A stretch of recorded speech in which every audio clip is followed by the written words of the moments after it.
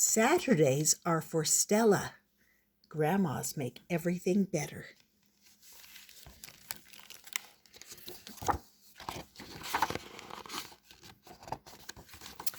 George loved Saturdays. Saturdays were for Stella.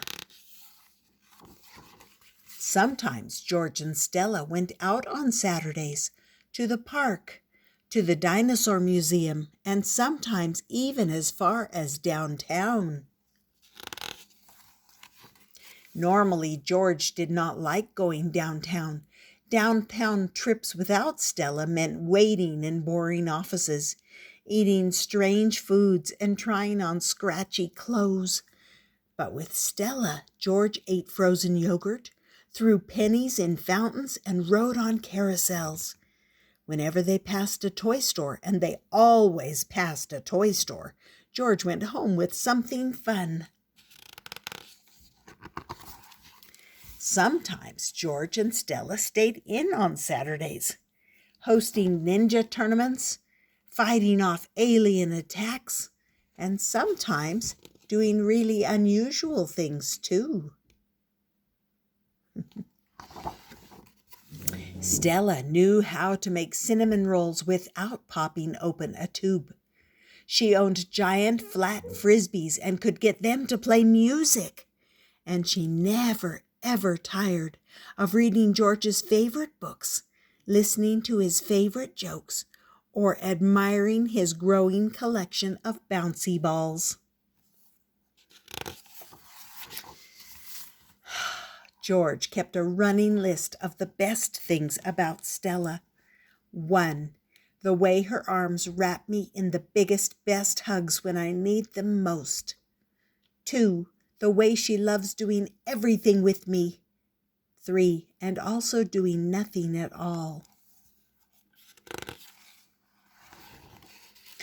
One Saturday, George woke up late. He dressed himself and packed a bag with everything he might need for a day with Stella. When he walked downstairs, he found his parents still in their pajamas. Dad's eyes were red and Mom's nose was all stuffy. George kept his distance. He didn't want to catch a cold on a Saturday. Saturdays were for Stella. But then Dad explained that it wasn't a cold that made his eyes red. And Mom explained why George couldn't see Stella today or any other Saturday. From then on, George hated Saturdays. He tried to focus on remembering Stella, but it was hard. His parents tried to help, but carousel rides made him queasy, cinnamon rolls tasted sad, and even his favorite jokes made him cry. So, George used a big black pen to cross out all the Saturdays on his calendar. His parents started marking their calendar too, and soon there were more trips downtown than ever before. George didn't have to eat funny foods or try on scratchy clothes, but there was plenty of waiting in boring offices. And though they often stopped at the toy store on the way home, George never went home with anything fun. Just when George thought he couldn't take another Saturday, Stella arrived. She wasn't exactly like his Stella, but there was something strangely familiar about her. Now, George doesn't have time to be sad on Saturdays. He's too busy going out with Stella to the park, to the dinosaur museum, and sometimes even as far as downtown. George has introduced her to the wonders of frozen yogurt, fountains, and carousel rides. Sometimes George and Stella stay in on Saturdays.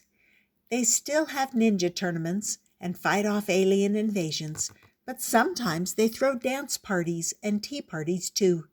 George always makes a batch of cinnamon rolls to share. One Saturday, George makes a list of his favorite things about Stella. 1. The way her arms wrap me in the biggest, best hugs when I need them most. 2. The way she loves doing everything with me. 3, and also doing nothing at all. George loves Saturdays. Saturdays are for Stella. And that, my friends, was called Saturdays Are for Stella.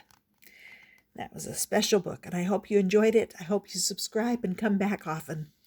Lots of good books to share.